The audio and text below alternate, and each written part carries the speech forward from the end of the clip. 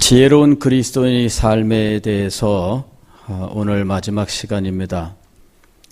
지혜로운 그리스도인의 삶이란 성령 충만한 삶이라고 말씀을 드렸고, 성령 충만한 삶이란 우리 밖에 어딘가로부터 성령께서 마치 폭포수와 같이 부어져서 우리는 가만히 있는데 성령이 우리를 마치 그릇처럼 가득 채우는 것을 의미하는 것이 아니다라고 말씀을 드렸습니다. 또 성령 충만은 받는 것이 아니다라고 말씀을 드렸습니다. 에베소서 5장 18절에 성령 충만을 받으라 이렇게 되어 있지만 그건 번역일 뿐이고 그것은 받으라 하고 말할 수 있는 것이 아니다라고 말씀을 드렸습니다. 그래서 어떤 사람들은 우리말 성경에 근거를 하여 성령 충만을 받으라 하면서 제가 여기서 여러분에게 던지면 받으라 이렇게 하는 그런 이 강사들도 있다고 말씀을 드렸는데 그것은 잘못된 것입니다. 성령 충만을 받으라. 마치 여기서 내가 여러분들에게 공을 던지면 공을 받는 것 같이 이렇게 받으라고 이렇게 이야기하는 사람들이 있는데 그야말로 이거는 쇼입니다. 예, 성경의 말씀은 그게 아니에요. 그냥 성령으로 충만하라예요. 성령으로 충만하라. 성령께서 이미 우리 가운데 들어와 계시는데 성령이 내주하시는데 내주하시는 성령으로 충만하라 그 얘기입니다. 그 얘기는 뭐냐면은 우리 속에 들어와 계시는 성령께서 우리에게 소원을 가지고 행하시는 모든 일들을 우리의 전 인격을 동원해서 성령에게 순복하라는 이야기예요. 그럴 때 성령의 그 다스리심이 우리의 인격 전부에서 우리의 삶 모든 곳에서 나타나게 되는 것이죠. 그래서 성령께 순종하지 않는 영역이 없도록 성령께서 우리를 다양하게 인도해 나아가시는데 이 일에 대하여 우리가 거역하는 일이 없도록 다 순종할 때 그때 우리는 성령으로 충만하게 된다는 것입니다. 이 성령 충만에 대하여 이제까지 우리가 잘못 알고 있었어요. 나는 가만히 있는데 외부에서 무슨 뜨뜻한 기운이 느껴지고 나는 가만히 있는데 외부에서 뭔가 자극이 오는 것처럼 잘못 생각하고 있었다는 것이죠.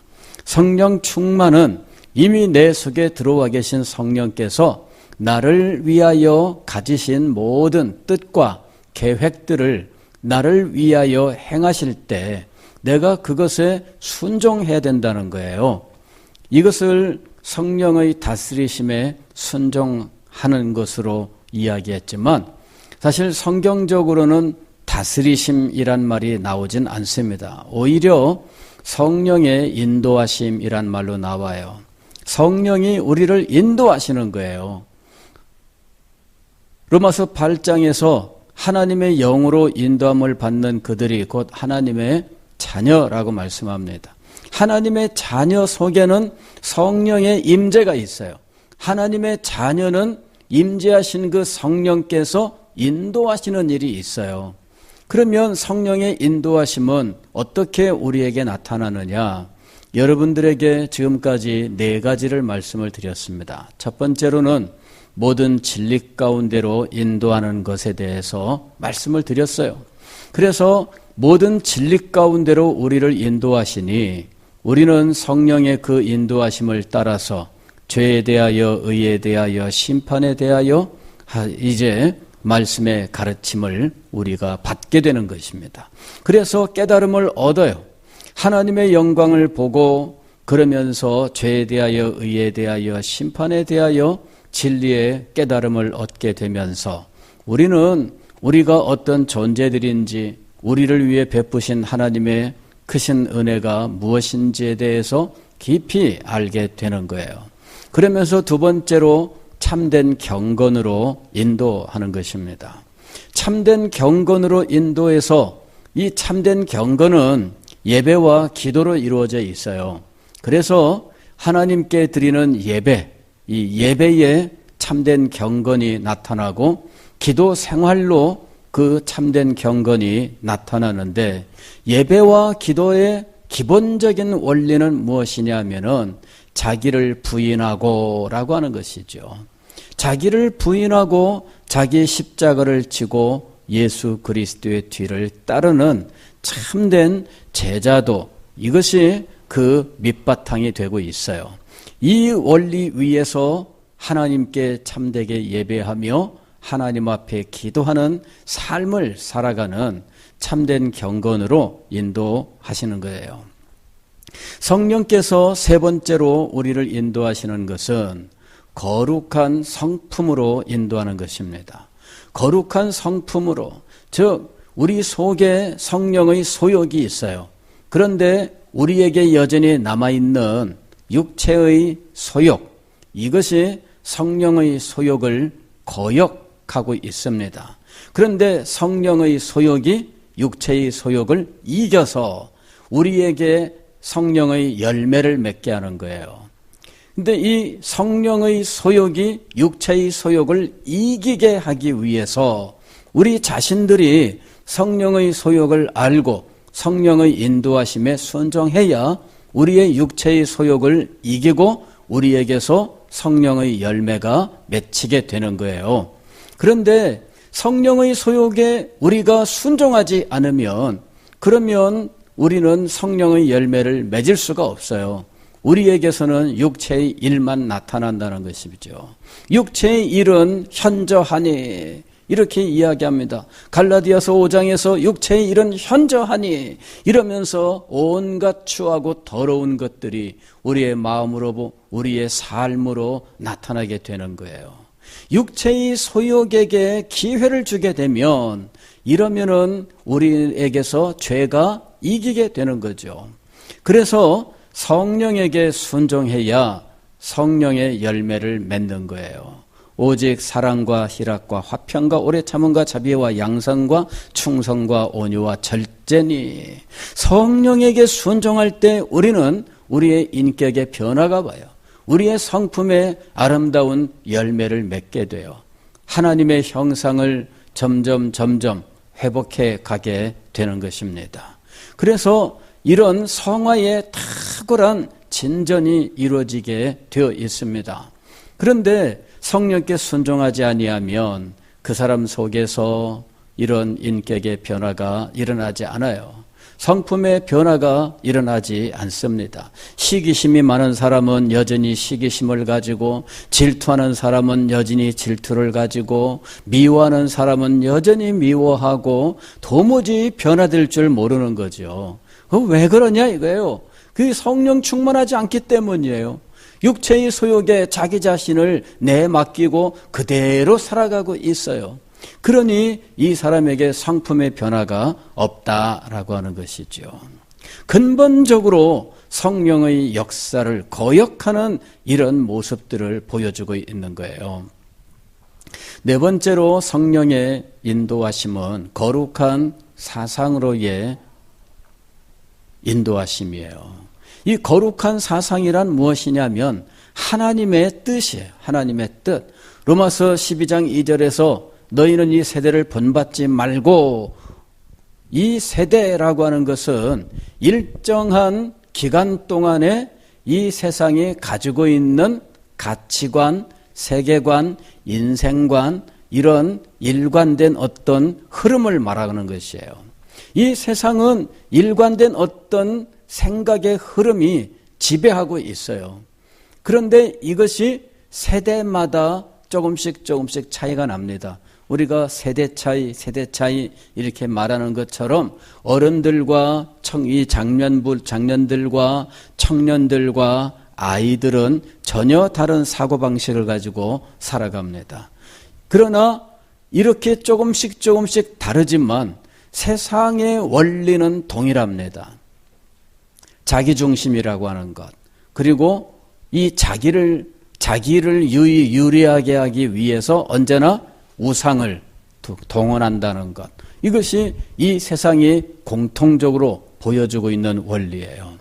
자, 그런데 선하시고 기뻐하시고 온전하신 하나님의 뜻을 분별하며 하나님의 뜻을 마음에 담고 하나님의 뜻을 성취하려고 하는 이와 같은 마음, 바로 그 마음을 가지고 이제까지 성령이 인도하신 바를 따라서, 즉 진리 가운데로 인도하셨고 또 참된 경건으로 인도하셨고 거룩한 성품으로 인도하셨어요.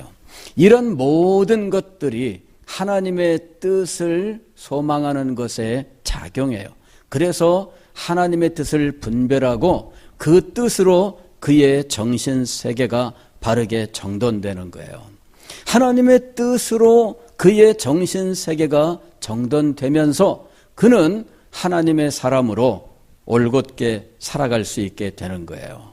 하나님의 뜻이 그의 마음에 새겨지지 않으면 이 사람은 좌충우돌하게 되어 있어요. 어떨 때에는 믿음이 아주 강한 사람 같은데 그러나 허망한 행동들을 많이 하게 됩니다. 왜냐하면은 이 사람이 하나님의 뜻으로 정신세계가 정돈되지 않아 있기 때문이에요. 그런 거 있잖아요. 왜? 가끔씩 보면 TV에 이런 분들이 있어요. 왜 이제 길거리 다니면서 이런 거 폐지나 혹은 고물이나 이런 것들을 주워다가 집에다가 가득 채워놓은 분들 이야기 여러분 혹시 보신 적이 있으세요? 예상외로 우리나라에 그런 분들이 많이 있어요. 보니까 벌써 저도 여러 차례 이런 장면들을 봤는데 제법 그런 분들이 있어요. 집에다가 그냥 온갖 그 고물들을 막 채워넣는데 처음에는 마당에다 쌓아놓다가 그 다음에는 거실에 놓다가 그 다음에는 방마다 채워놓고 나중에는요 막 쓰레기더미처럼 쌓여있는 그 위를 막 기어 올라가서 겨우 자기 누울 자리 그거 하나만 딸랑 이렇게 두고 살아가는 모습들, 그런 모습들 보고 있으면 어떻게 거기서 살아요? 그런데 신기하게 그런 속에서 자기 필요한 것들을 찾아 쓰고 있더라고. 여기저기 뒤적거리더니 쑥 꺼내오고 저기저기 뒤적거리더니 쑥 꺼내오는 거예요. 그걸 보면서 우리의 정신세계가 저런 상황이 되어서는 안 되겠다.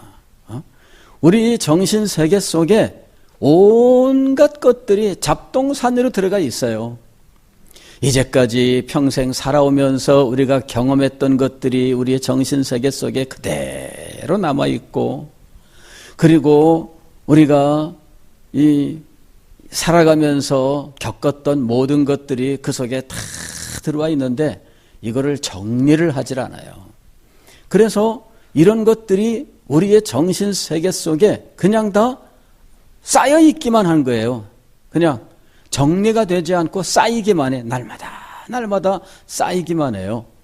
그러니 이 정리하고 버릴 것들은 버리고 그 다음에 바르게 다 해놔야 되는데 그렇지 않으니까 온갖 잡동사니가 우리의 마음속에 가득 채워져요. 세월이 흐르면서 복잡하게만 합니다. 하나님 앞에서 단순해져야 되는데 우리는 모든 걸 하나도 안 버리고 다 30년 전에 싸웠던 얘기도 한 달 전에 일어난 일처럼 말하면서 산다는 거예요. 30년 전 일을 왜 지금 말하고 살아야 돼요? 여러분 그게 참 얼마나 답답해요. 제가 얘기를 들으면서 30년 전 얘기를 일주일 전 얘기처럼 들을 때 얼마나 참 마음속에 이 30년 전 기억을 아직도 어제 일처럼 그렇게 생생하게 붙들고 산다면 어떻게 될까? 그건 버려야죠. 그렇지 않아요? 30년 전 일은 버려야죠. 제가 얼마 전에 우리 모교회 목사님이 참 하나님의 부르심을 받아서 다녀왔어요. 갔더니 30년, 40년 전 성도들을 만나는 거예요. 제가 우리 모교에 떠난 지가 벌써 30년 세월이거든요. 그러니까 30년 전, 40년 전 그 이전의 이야기들을 이제 할 수밖에 없는 거예요. 그분들을 만나니까. 그래서 최소 30년, 떠난 지 30년이니까 최소 30년 전 이야기, 40년 이상 된 이야기들, 그런 이야기들을 하니까 이상하더라고요, 사람이. 그래서 제가 돌아오면서 40년 전 이야기 하니까 기쁘지가 않더라고요. 그래서 여러분, 그 이야기 하고 있으면은 뭐 하겠어요? 저는 앞으로 남아있는 세월이 더 귀해요. 앞으로 무슨 일을 할까? 어떤 일들을 하나님께서 이루실까? 그런 거 이야기하고 싶어요. 이 과거 거는 이제 버리고, 그게 10년 전 일도 옛날 얘기 아니에요? 그게 다 버리고, 이제는 앞을 보고, 저도 가만히 생각을 해보니까, 남은 세월이라고 해야 얼마나 남았겠어요? 예, 얼마 안 남았어요, 사실은. 오늘 우리 노회 어떤 목사님, 어머님 소천하셨다고 하는데 연세가 94세. 94세 하면은 우리 옛날 같으면은 까무러칠 정도의 연세예요. 그런데 요새는 대부분 이 초상 나면은 그쯤 되시는 분들 초상 이렇게 소식이 들려오더라고요. 은퇴하신 목사님인데 장모님 돌아가셨다고 연락이 오는 거예요. 보니까 90몇 세야. 근데 몇 번이나 그런 일이 있었어요. 은퇴하신 목사님인데 장모님 돌아가셨다는 이 부고를 몇 번 받았어요, 금년에. 다 90세가 넘으셨어요. 그래서 제가 가만히 생각해 보니까 나는 그때까지 살 수 있으려나? 생각해 보니까 저는 아닌 것 같은 생각이 들어요. 아이고, 언제 그래? 근데 그렇게 사신다고 해야 사실 얼마 안 남은 거예요. 그래서 이건 하나님의 일을 하며 살 기회가 얼마 남지 않았다. 근데 얼마 남지 않은 그 세월 동안 미워하고 다투고 옛날 기억 가지고 여전히 미워하면서 살면 그 삶이 복된 삶일까? 그게 무슨 복된 삶이겠어요? 그렇지 않아요? 그렇다면 내가 의도적으로라도 그런 것을 좀 버리는 것이 좋지 않을까요? 예. 이젠 과거를 버리고 싶어요. 다 버리고 남은 세월 깨끗하게 좀 새 출발하고 싶어요. 주님을 위해서, 주님의 나라를 위해서, 교회를 위해서 이제 이런 것들은 다 벗어버리고 이제는 주님의 뜻만을 바라보면서 살고 싶어요. 여러분, 그렇지 않아요? 그래야 우리가 정말 앞으로 남은 생애가 복된 삶이 될 수 있는 것이지, 여전히 과거의 것에 매여서 한 발자국도 앞으로 나가고 있지 못하다면 여러분, 그게 무슨 복된 삶이겠어요? 잊어버려야 돼요. 잊어버리고 다 내다버리고. 저는 온갖 그 고물들을 몇 년 동안 모아서 집에다 막 산처럼 쌓아놓고 그러면서 살아가는 이런 어떤 분들의 이런 모습을 TV에서 이게 몇 번을 봤어요. 사람이 다 달라. 그래서 이게 예외적인 것이 아니라 제법 있구나 생각을 했어요. 그러면서 우리도 그런 삶을 살아서는 안 된다. 최소한 여기 계신 분들은 자기 집을 그렇게 하고 살고 있지는 않을 거예요. 다. 그런데 불행하게도 정신 속에는 그렇게 쌓아놓고 사는 분들이 많다는 거죠. 그래서 이런 것들을 버리고 하나님의 뜻으로 하나님의 뜻으로 단순화하라는 이야기예요. 하나님의 뜻으로 단순화하라. 여러분, 예전에 워터게이트 사건, 미국의 닉슨 대통령 그 탄핵 직전까지 가가지고 사임했던 이 사건이 있잖아요. 그때에 이 사건에 연루되어서 고위 공직자로 있다가 감옥 생활하고 이랬던 사람이 있어요. 이 사람이 나중에 그곳에서 예수님 만나고 회개하고 이러면서 전혀 새로운 삶을 살게 되었는데, 이 사람이 자기가 그때부터 마음속에 탁 세우고 살아왔던 것이 뭐냐면은 단순한 삶을 살자예요. 단순한 삶을 살자. 어떻게? 오직 하나님 한 분만 바라보고 믿음으로 산다 이거죠. 단순하게 살자. 그 인생이 완전히 바뀐 거예요. 그 이전과 그 이후의 삶이 근본적으로 달라요. 그전에는 사람들을 대해도 복잡한 거예요. 이 사람이 무슨 술수를 쓰냐, 무슨 의도를 가지고 있냐, 저 사람의 눈빛은 무슨 의미가 있는 거냐, 저 사람이 어디서 무슨 말을 했다는 말을 들었는데 이게 나를 욕한 것이냐, 온갖 복잡한 것을 다 생각하면서 몇 수 앞을 내다보면서 몇 수를 다 뒤집어서 생각해 보면서 그리 사는 거죠. 그러나 이제부터는 뭐예요? 단순해요.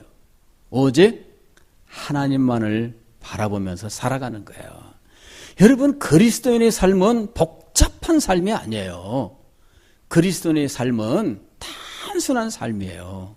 그래서 하나님만을 바라보고 그리스도 안에서 오직 아멘 아멘 하면서 살아가는 단순한 삶이 그리스도인의 삶이에요. 뭘 그렇게 복잡하게 생각을 해요? 하나님께서 여러분에게 몇 단계 생각해야만 알 수 있는 것들을 여러분에게 주실까요? 그렇지 않습니다. 하나님께서는 말씀하시면 액면 그대로예요. 하나님의 말씀은 그냥 아멘 하면 되는 거예요. 뭐 이렇게 복잡해요? 그 복잡한 건 하나님의 말씀이 아니에요. 단순하라 이거죠. 단순하라. 그 마음속에 하나님의 뜻을 분별하고 하나님의 뜻에 아멘 하면서 하나님의 뜻에 대하여 항상 적극적이며 긍정적으로 아멘하는 삶, 이 단순한 삶입니다. 하나님께서는 그런 단순한 삶에 축복하시는 거예요. 복잡하게 아니 하나님 앞에 기도합시다 그러면 아멘, 그러면 기도하면 되는 거예요. 근데 거기에다가 온갖 핑계를 다 갖다 붙이는 거죠. 그래서 핑계를 다 듣고 있으면은 굉장히 믿음이 훌륭한 사람 같아요. 왜냐하면 그 핑계 속에는 온갖 믿음의 내용들이 다 들어가 있어요. 근데 결론은 뭐냐면 기도를 못 하겠다는 것이 결론이거든요.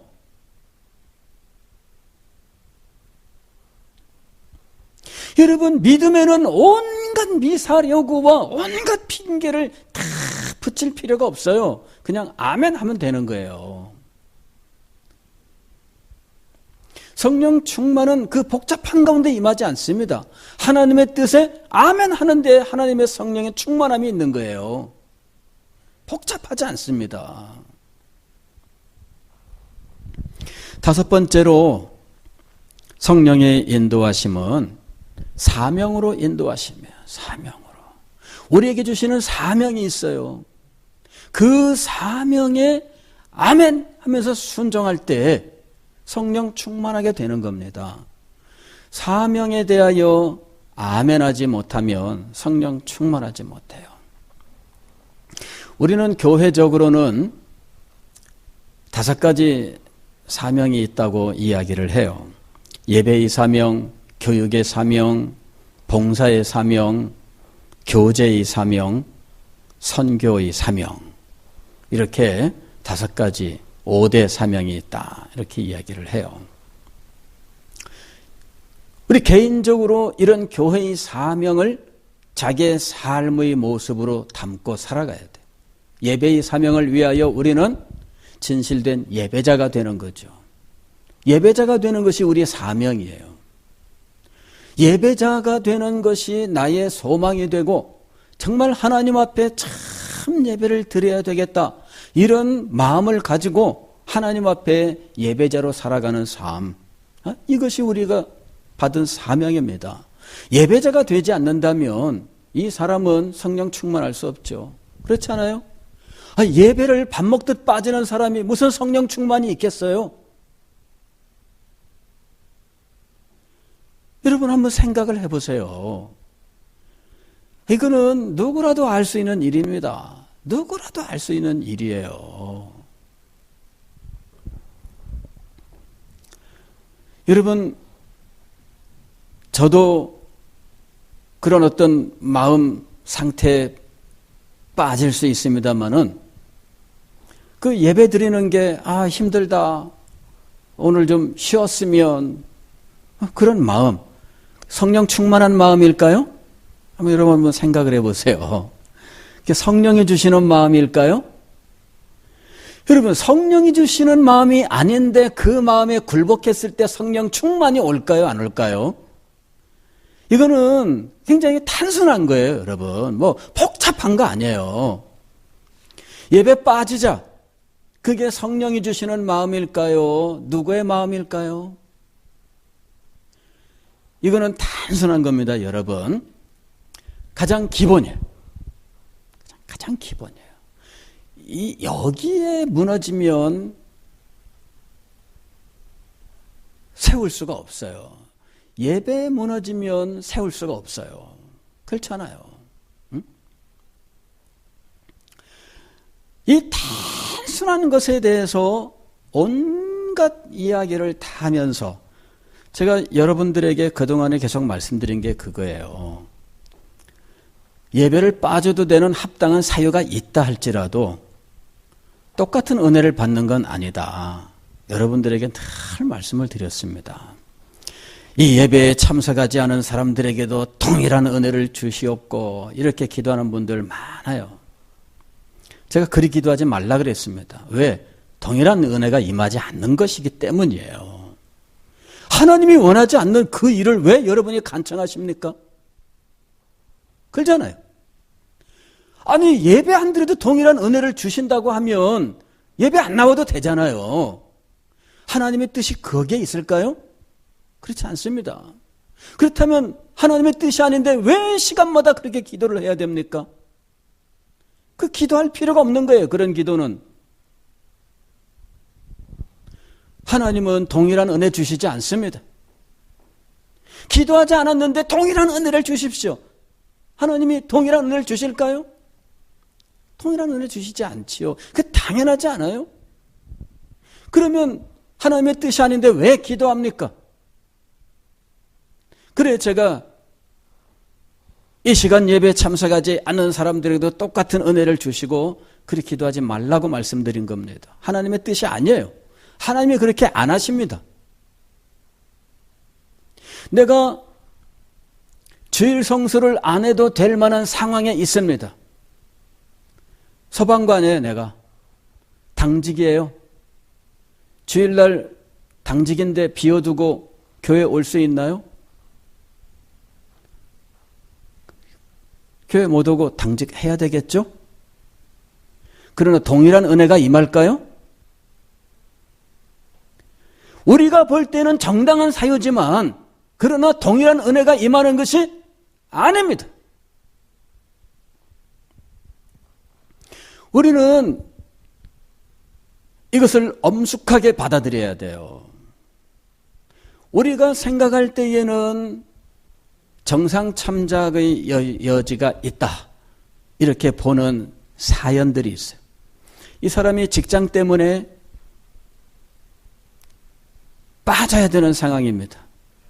그래 주일 성수를 못했어요. 동일한 은혜가 임할까요? 우리는 직장 때문이라고 하면은 정당하게 빠지는 사유로 인정하잖아요. 학교 때문에 주일 빠져야 된다고 하면 우리는 다 정당한 사유로 인정을 하잖아요. 정당한 사유로 우리는 인정하지만 하나님은 동일한 은혜를 주시지 않아요. 이 원리를 우리가 알아야 돼요. 그래서 여러분 예배의 사명을 가지고 있는 사람으로서 예배자가 되어야 한다는 것은 이것은 아주 중요한 일이에요. 교회에게 주신 사명은 우리가 감당해야죠. 누가 감당합니까? 그러잖아요. 교회가 예배의 사명을 가지고 있어요. 그 예배의 사명을 누가 감당하는 거예요? 교회가 감당하는 거죠. 나는 빠져도 되고 교회가 감당하면 됩니다. 그죠? 내가 빠지면서 무슨 교회가 그걸 감당해요? 내가 교회 아니에요? 내가 교회의 지체 아닙니까? 교회의 사명이 바로 나의 사명인 겁니다. 교회의 사명이라고 해서 나와 상관없이 떨어져 있는 것이 아니라 교회의 사명은 바로 나의 사명이에요. 자, 그 다음에 교회가 이런 사명을 여러 가지 영역에서 가지고 있는데 그 여러 가지 그 사명이 시대적으로 특별하게 요구되는 경우가 있어요. 그럴 때에 그것이 시대적 사명이 되는 거예요. 가령 우리가 다음 세대를 세우자 이렇게 할 때 이건 교육의 사명입니다. 교육의 사명인데 이 교육의 사명이 지금 이 시대에 우리 앞에 절박하게 놓여 있는 거예요. 그럴 때 이것이 우리에게 주신 시대적 사명이 되는 겁니다. 지금 우리에게 이것이 절박한 상황으로 다가왔어요. 그렇다면 이 사명을 감당하는데 특별히 하나님은 우리에게 지금 그 일에 온 힘을 기울여라 하고 말씀하신 거예요. 예배의 사명은 기본이 돼 특별히 그 시대를 위하여 하나님께서 절박하게 우리에게 주시는 일들이 있어요. 그럴 때 그것이 시대적 사명이 되는 거예요. 혹은 어떤 사람에게는 어떤 특별한 부담을 주셔요. 제자훈련이라고 하는 것, 광풍처럼 우리나라를 휩쓸어 갔었지만은 이게 뭐냐면 교육의 사명입니다. 제자를 삼아라. 교육의 사명이에요.